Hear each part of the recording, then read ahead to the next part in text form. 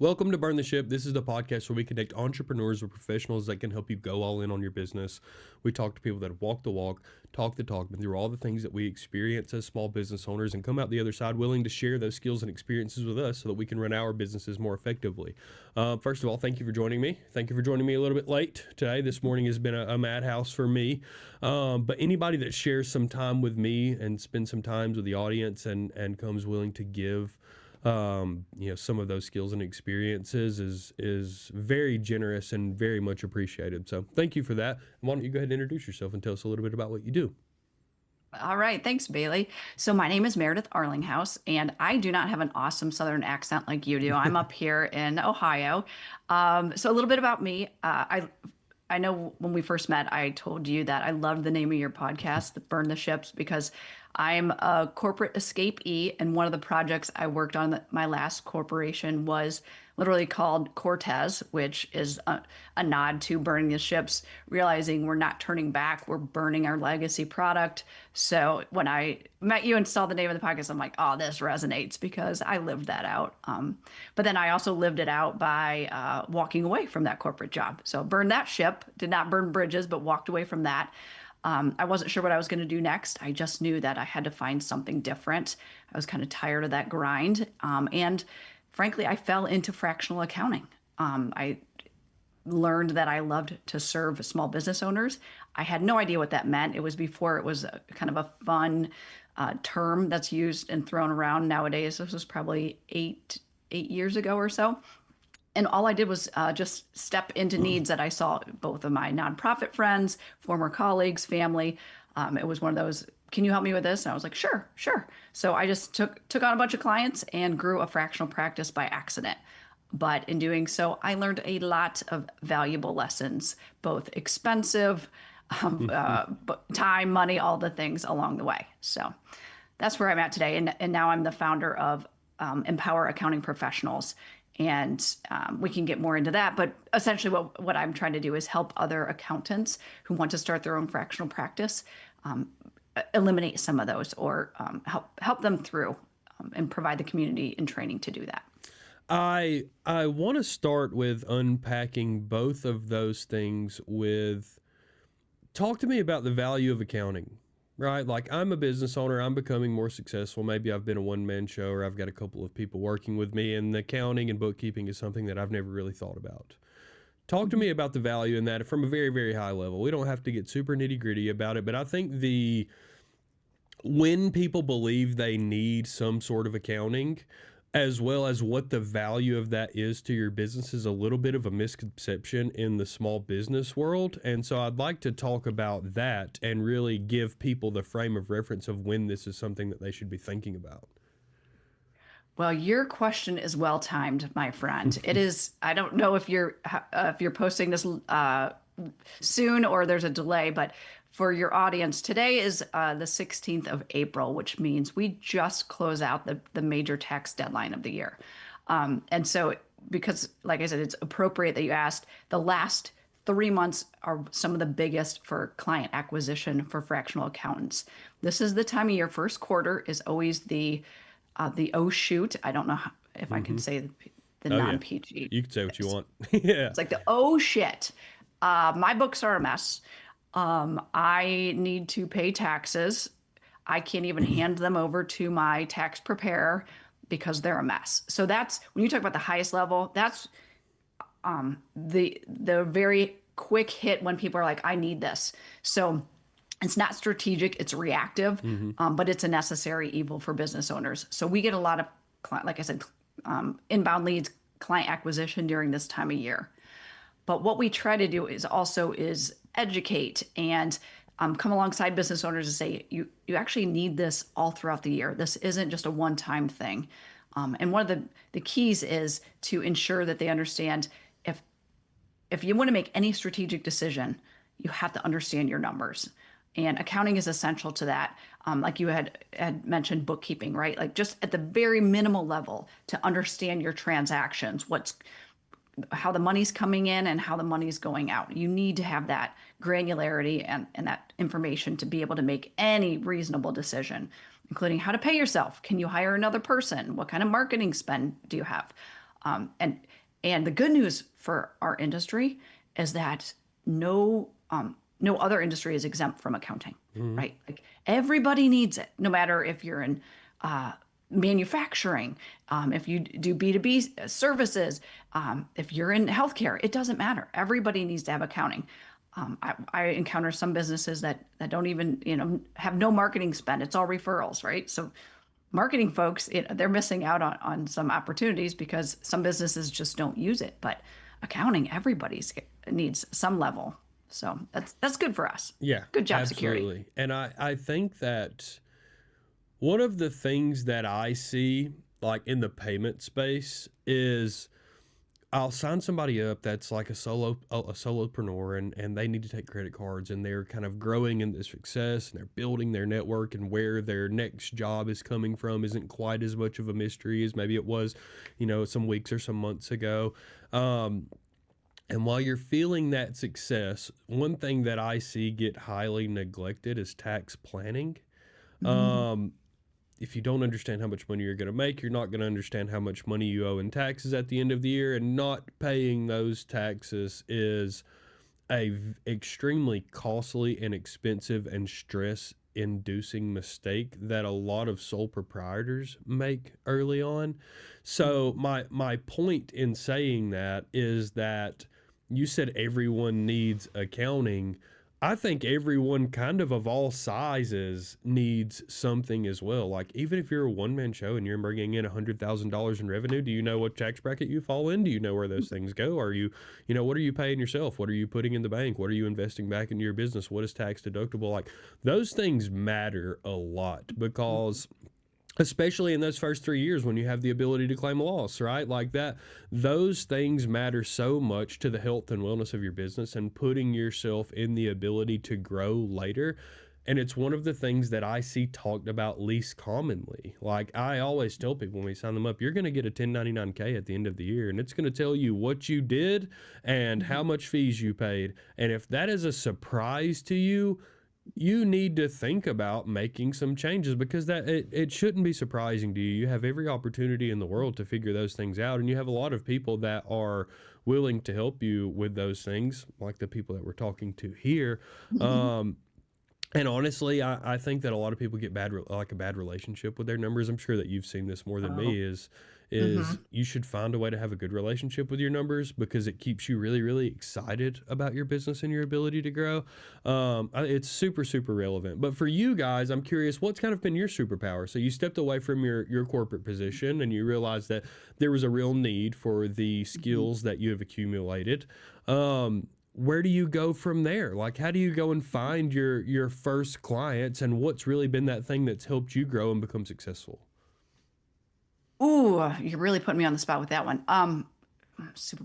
So I would say just a highly relational lens that I take I approach anything, right? It's like I want to get to know the person first. I want to know what you're about. And so it became actually a very easy extension once I just started talking to people. Like I said, when I left my job, I didn't know what I was going to do next. I just thought I needed time to interview at more, at Mm-hmm. other companies. And then I just literally had more time to have coffee with people, grab a drink, and what are you up to? And that's how it evolved, where it Mm-hmm. was literally just talking to people. And like you said, business owners start opening up and kind of like, yeah, I recognize this is a kind of a blind spot. I'm kind of nervous. I don't want to look, like you said. Like I know those numbers are out there, and I'm almost too scared, and I don't know what they mean. So ignorance is bliss, and I'm just gonna look at my bank account and just see, like, if I've got money in there, I'm just gonna, I'm good Yeah. if I have money in there. And it's like there's no strategic. So it was a quick like, oh, do you want me to help look at that? Like let's talk about that. Just building that trust, and it just evolved. I never did any marketing, never did any outreach, really didn't have a website. It was like, hey, just go talk to Meredith. If you need help, go talk to her.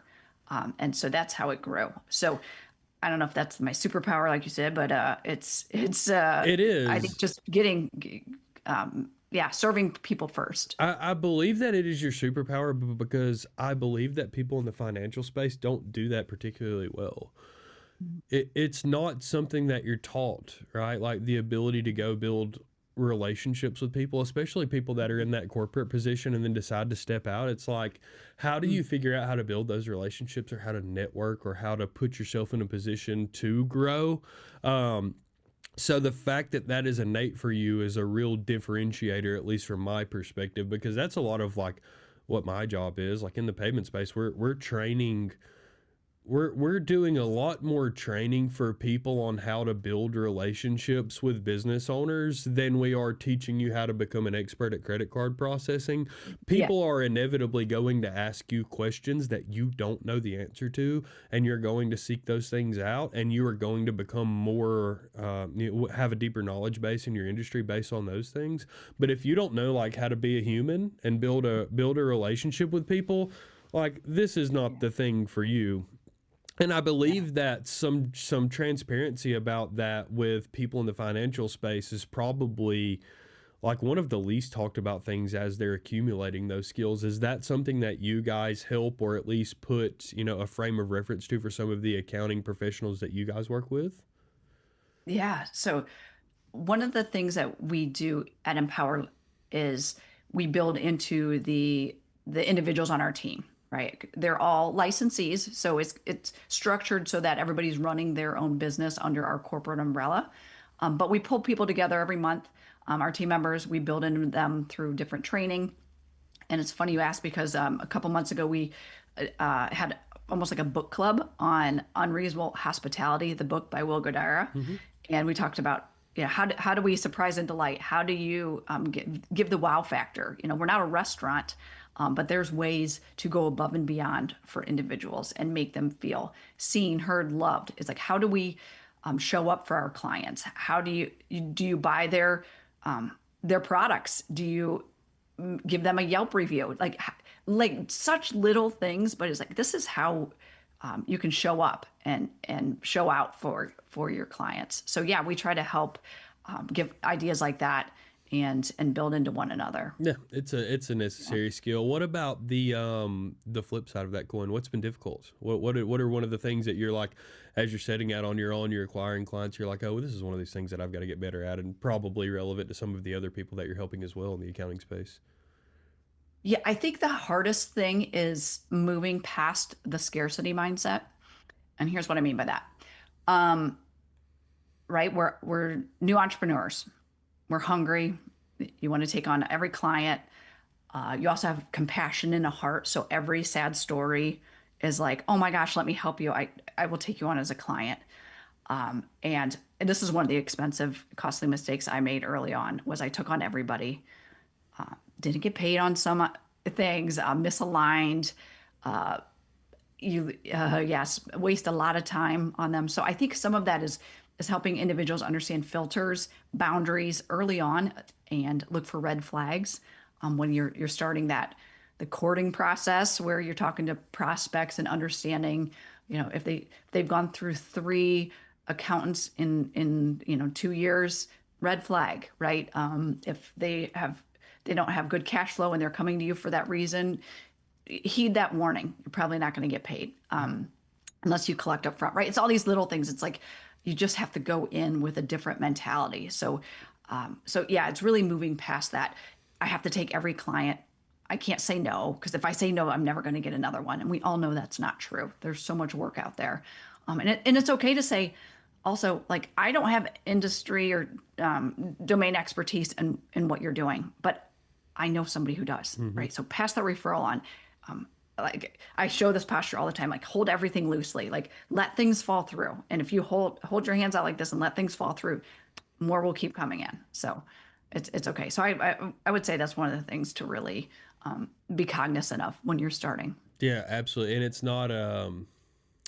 it's not easy to do. Even if you know that it's a thing, it's not easy to do. No, and you can be warned, you can give in all the tools, and it's still going to happen.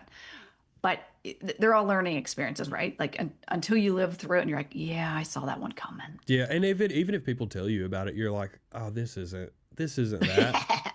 You're vouching for people on their behalf in your head. You're like, this isn't that. Like, these are good people. They have your back, and they probably. I went to high school with her. She's got a great business, and it's like, boom. Yeah, they probably are.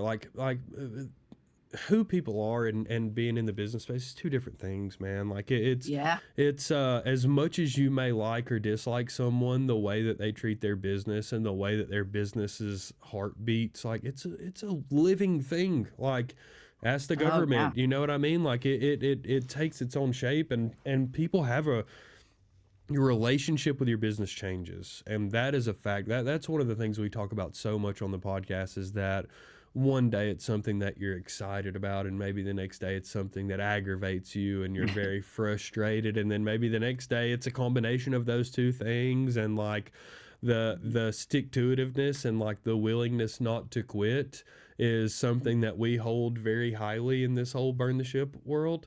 Yeah. Additionally, like, you're human. That's way easier when you understand where you are and where you're going. Like, we talk a lot about building a path, you know what I mean? Understanding where you are and understanding where you want to go and the things that you need to get you there. You will maintain that positive relationship with your business for so much longer. And maybe it's uncomfortable. No, it's definitely It, uncomfortable up front. It's sure. a normal thing. Like, a lot of people probably relate to the first time you ever met your financial advisor. Like, it's not fun either. Like, hey, here's how much money you have to not spend for the rest of your life. Like, oh. And then you Yeah. figure it out. And then you get a really good relationship with your money. And then you look forward to retirement. And you're excited about it. And you see your money grow. Like, that same effect can happen in your business. And for the accounting professionals that you guys are servicing as well, I would imagine is a lot of the same thing, is helping those people weather the storms when things inevitably go wrong, like they do in every business. Is how do you Mhm. bounce back? Where do you go from here? And as many, it's like your parents, as many times as I can teach you this life lesson, maybe you do have to try it on for size for you to really for you to really appreciate how much this sucks. So, like, is that something that you guys are talking about as well for some of the other people in your industry, is how to navigate those inevitable things that are going to be bad for your business and how to continue moving forward? Absolutely. And that's one of the secret sauces of Empower, is that it is a community of individuals running their own practice. So the best practice sharing, like every month we have a team call and we share wins and what we call thorns. And it's like, yeah, let's all talk about things that didn't go well, right? Because Mm-hmm. we can learn just as much from each other about that. So it's pretty transparent, it's pretty raw and honest, and just let each other learn off of just hearing real life, ongoing struggles, right? But we can also celebrate the wins too, right? Both are true, and that's how we grow together. So I think the biggest thing is just making sure, if individuals are starting to feel the weight of maybe hit after hit, where it's just like, gosh, I can't get ahead. What I recommend is finding community in some way to share that. Not that misery loves company, but also sometimes when you start talking it out with other people, you realize nothing is as good or as bad as it seems at face value, right? It's like it's gonna be okay. Like, yeah, you lost a client, but let's, and then you start unpacking it and you're like, yeah, actually they were pretty terrible. Like, they never paid on time, and it was like the one meeting a month that I really dreaded because they were cantankerous, or whatever it was. So sometimes it's easier to process with other people. So that would be my word of advice. And again, one of the reasons Empower exists is just to bring people together, because I ran my own practice for years and I thought I was killing it and doing awesome. And then I look back and I'm like, wow, I was struggling Mm-hmm. for a while. Yeah, I was rudderless. I was just kind of adrift doing my own thing.